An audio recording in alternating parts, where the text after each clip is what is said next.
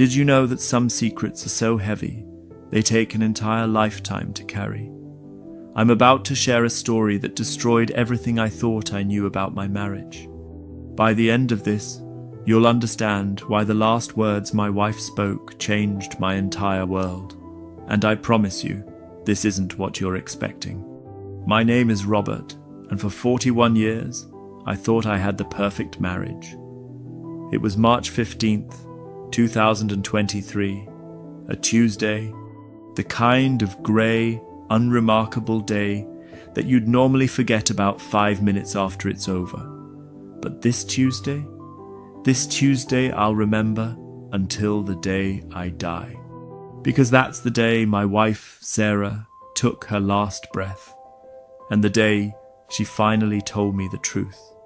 But before I get to that moment, the moment that shattered everything, let me take you back, because you need to understand what we had, or at least what I thought we had.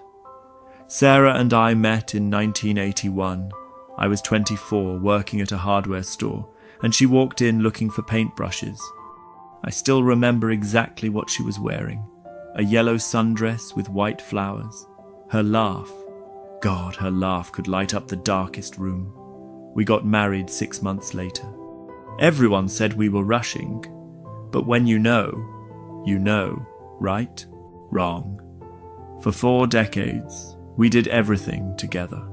We had our morning coffee ritual. She'd make it, I'd toast the bread, and we'd sit at our little kitchen table talking about our plans for the day.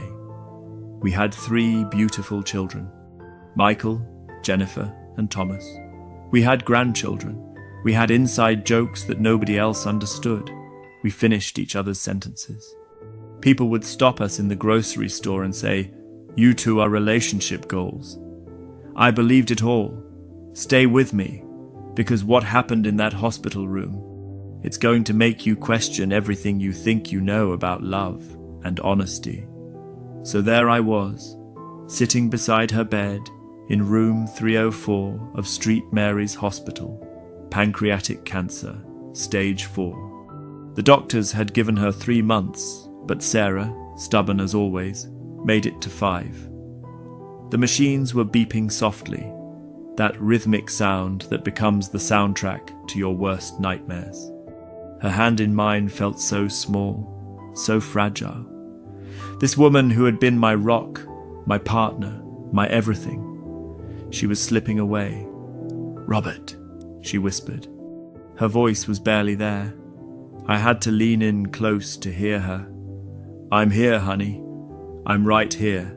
Her eyes, those beautiful green eyes that I'd stared into for 41 years, they filled with tears.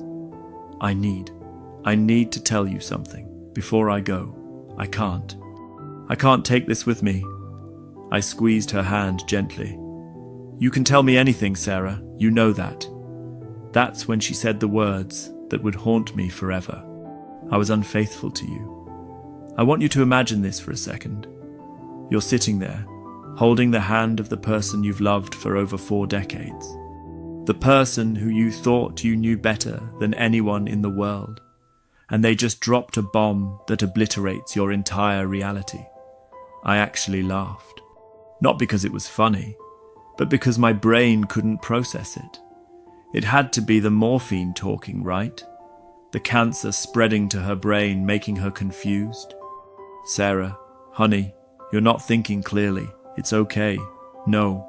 Her grip on my hand tightened with a strength I didn't know she still had. "Robert, listen to me. I need you to hear this.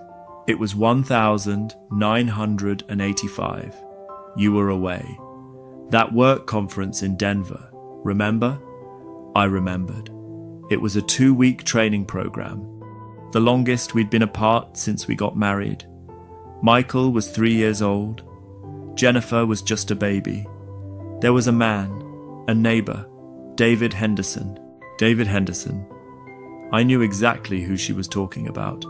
He'd lived 3 houses down. Nice guy. We'd had beers together, barbecues. He moved away in 86, and I never thought about him again. Until that moment. It happened twice, Sarah continued. and each word felt like a knife. Twice, Robert. And then I found out I was pregnant. Wait. Hold on. This is where the story takes a turn that even I didn't see coming. My mind was racing. Pregnant? In 1985? That would have been. No. Thomas, she whispered. Robert, I don't know. I never knew for sure if he was yours or David's. Thomas, our youngest son, the kid who looked exactly like Sarah, the one who had her smile, her sense of humor, her artistic talent, the one who called me every Sunday without fail, the one who named his daughter after me, Roberta. I couldn't breathe. The hospital room was spinning. Why? It was the only word I could get out. Why are you telling me this now? Sarah's tears were flowing freely now. Because I've carried this guilt for 38 years, Robert. Every single day. Every time I looked at Thomas, every time I looked at you, I felt like a fraud, I thought. I thought if I took it to my grave, it would be okay. That it would be the merciful thing. But I can't. I can't die with this lie between us. I need you to know. I need you to forgive me. Or hate me. But I need you to know the truth. Here's what nobody tells you about devastating news. Your body goes into this weird autopilot mode. I sat there. I held her hand. I listened to her explain how it happened. How David had been there when she was lonely, how she'd made a terrible mistake, how she'd ended things immediately after, how David never knew about the possible pregnancy. And then, about an hour later, she died. Just like that. She told me, unburdened herself of this massive secret, and then she was gone. No chance for me to process. No chance for me to ask the million questions that were exploding in my brain. No chance to scream or cry or demand answers, just silence. And the sound of that flatline beep. The worst part? I couldn't even be angry. Not properly. Because how do you stay angry at someone who's dead? How do you have the fight you need to have when there's nobody left to fight with? But here's where this story gets even more complicated. And you need to hear this part, because this is where I had to make the hardest decision of my life. The funeral happened 5 days later. It was beautiful. Over 200 people came. Everyone talked about how wonderful Sarah was.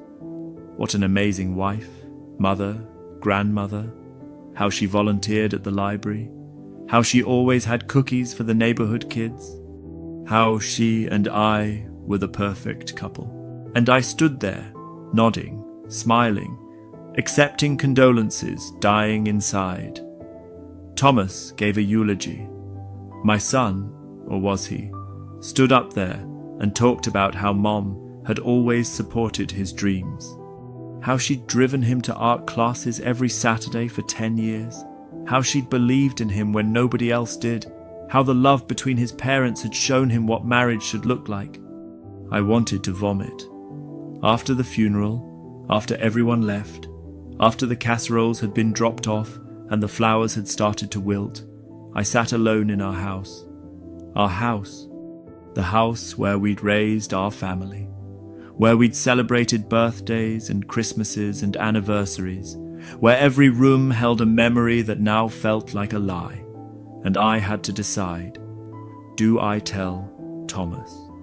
Think about this for a second. Really think about it. What would you do? On one hand, he deserves to know the truth, right? He's 38 years old. He has a right to know his real parentage. Maybe David Henderson is his biological father. Maybe Thomas has half-siblings he doesn't know about.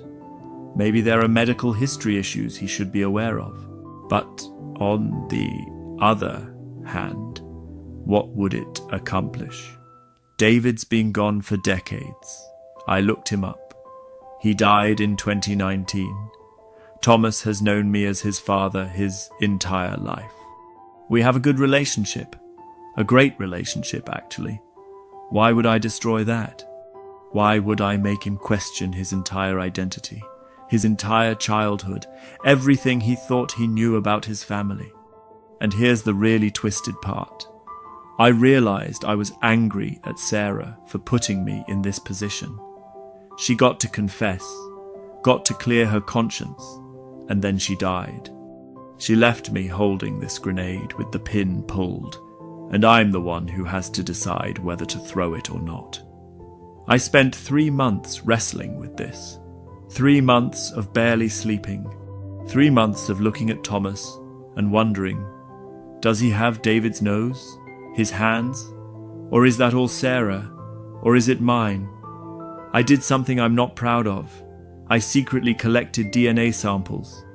A hair from Thomas's brush. Saliva from a glass. I was going to send them off for testing. I had the kit ready, the envelope addressed, the stamp on it, but I couldn't do it. You want to know why? Because I realized something. Something that Sarah's confession had actually taught me, even though she probably didn't intend it. Love isn't about biology. It's not about DNA or blood or who shares whose genes. I loved Thomas from the moment he was born. I was there when Sarah went into labor. I cut the umbilical cord. I walked the floors with him when he had colic. I taught him to ride a bike. I sat through every single one of his terrible middle school band concerts. I helped him with his college applications. I walked him down to his dorm room his first day of university. I was there when he met his wife, Elena. I held my granddaughter Roberta in the hospital the day she was born. That's real. That's what matters. Not some DNA test. Not some maybe biological connection to a man who died years ago and never knew Thomas existed. I threw away the DNA kit. And then I made my decision. I would never tell him. This secret would die with me, just like Sarah had originally intended. Because sometimes, and I know this is controversial, sometimes a lie is more merciful than the truth. But I still had one more thing I needed to do. I drove to David Henderson's grave. It took me a week to find it. He was buried about 200 miles away, in a small cemetery in Ohio. I stood there, looking at his headstone. David Mark Henderson, 1955 to 2019. Beloved husband and father. Husband and father. So he'd moved on, had a family. Good for him. Did he ever think about Sarah? Did he know he might have a son? Did he ever feel guilty? I'll never know. I forgive you, I said out loud, standing there in that cemetery. It felt stupid talking to a gravestone, but I needed to say it. I forgive you, and I forgive Sarah, and I forgive myself for whatever role I played in making her feel so alone that she made that choice. Because here's what I'd realized during those 3 months of agony. I had been distant in 1985. I was obsessed with climbing the career ladder. I'd taken that 2-week conference trip and barely called home. I was focused on being a provider, on making money, on building a future, but I hadn't been present. I hadn't been there for Sarah emotionally. That doesn't excuse what she did. Nothing excuses it. But I finally understood it. I understood how a moment of weakness, a moment of loneliness, could spiral into a lifetime of regret. And then I went to Sarah's grave. I sat on the grass next to her headstone, Sarah Marie Castellano, 1957 to 2023. Loving wife, mother, and grandmother. I forgive you too, I told her. I'm angry. I'm hurt. I feel like I wasted 41 years living a lie. But I also know that we had real moments, real love, real joy. And that has to count for something. It has to. Here's what I've learned in the year since Sarah died. Life isn't black and white. People aren't good or bad. We're all just doing our best, making mistakes, carrying secrets, trying to survive. Was our marriage perfect? No. Was it even fully honest? Definitely not. But was there love? Yes. Real, genuine, complicated love. I see Thomas every Sunday still. We have dinner. We play with Roberta. We talk about sports and politics and his art. And he has no idea that his father, his dad, the only dad he's ever known and ever will know, is carrying this secret. And I'm okay with that, because sometimes the most loving thing you can do is protect someone from a truth that would only hurt them. Sometimes forgiveness means accepting that you'll never get all the answers.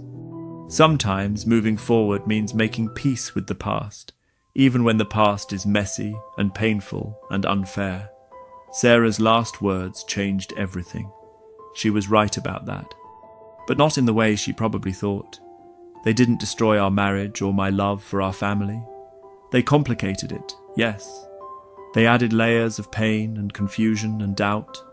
But they also taught me something profound about grace, about mercy, about what really matters in life. I wasted 41 years? Maybe. Or maybe I spent 41 years building something real, even if it was built on an imperfect foundation. Maybe those years weren't wasted at all. Maybe they were just human.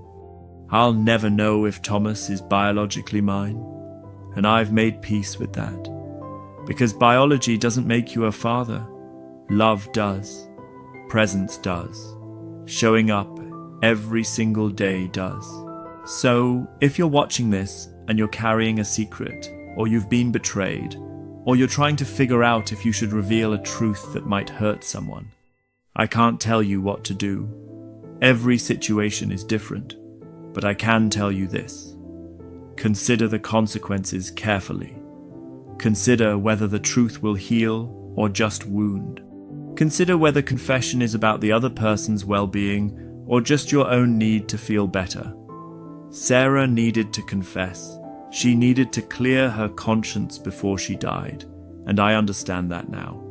I'm not saying she was wrong to tell me, but I also think about all the years she carried that guilt, and I wonder, was it worth it? Could we have worked through it in 1985? Could we have been honest from the start? I'll never know. What I do know is this. I loved Sarah. I still love her, even with everything. And I love Thomas, no matter what his DNA says. And I'm going to take this secret to my grave, just like Sarah tried to.